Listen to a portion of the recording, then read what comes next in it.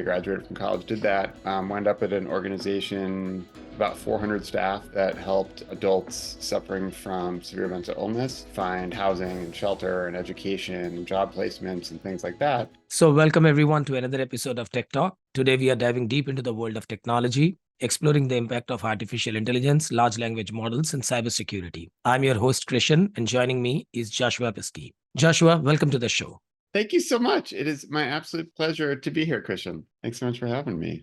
Joshua, tell us something about yourself. Can you share your background and how you became involved in technology? What led you to your current role as a 3CPO at Roundtable Technology? These are the three designations that I see: the CISO, the CIO, and CPO. CPO, yeah, which in this case stands for Program Officer, which I can explain. They're all kind of meaningless in a certain sense, but we'll take it from there. I'm just north of 50. I'm 51 years old. So I've been doing technology for about 30 years. I am based out in New York. I moved here at the age of 22, actually, to work with homeless populations in New York. That was always something I'd wanted to do growing up. And as soon as I graduated from college, did that. Wound up at an organization, about 400 staff, that helped adults suffering from severe mental illness find housing and shelter and education and job placements and things like that. And I was a social worker, and I was doing what I'd wanted to come to New York and do, but they quickly discovered that I had technology skills, and I quickly became what is now referred to as like an accidental techie, which is a term in the nonprofit space for a role that's very common, which is someone who basically adopts a technology role at a nonprofit because they can, because there's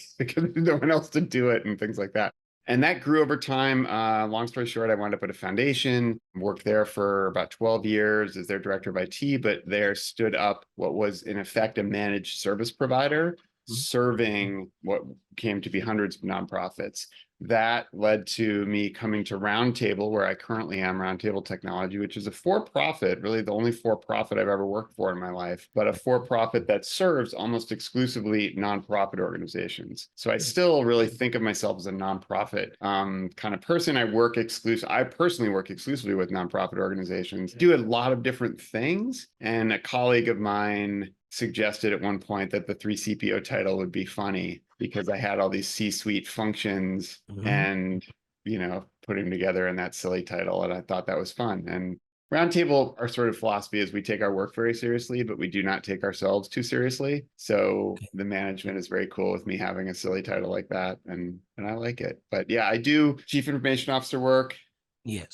For both Roundtable and for a number of our customers. I do a lot of CISO work, both for Roundtable. The closest thing we have, we don't have an official CISO title, but I head up our security team. I am bottom line responsibility for the security of Roundtable itself. And I am also a virtual CISO for many nonprofits. And the program is because I do a lot of stuff like this. I'm out doing interviews, presenting at conferences, teaching classes, doing webinars.